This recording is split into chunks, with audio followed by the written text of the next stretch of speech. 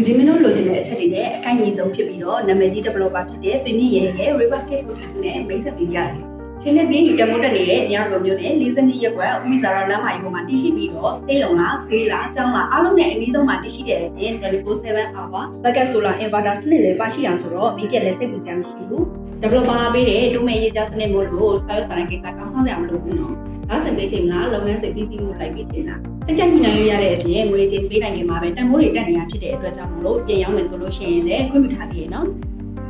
ဆွတ်ချတော်လည်းပေးထားမှာဖြစ်ပြီးတော့ဒီဆွတ်ချတိုင်းတိစောင်းရှိမရှိကိုလည်းအချိန်မီကိုရောက်စီနိုင်မှာဖြစ်ပါတယ်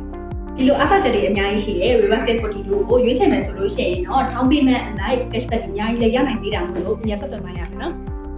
ကွန်ဒိုခန်းလေးတွေရဲ့ပါဝင်မှုဖွဲ့စည်းပုံအချက်လက်အသေးစိတ်ကိုသိရှိခြင်းနဲ့ဆိုလို့ရှိရင်တော့ပြင်းပြင်းရဲ့ page messenger ကိုဆက်သွယ်မေးမြန်းနိုင်လို့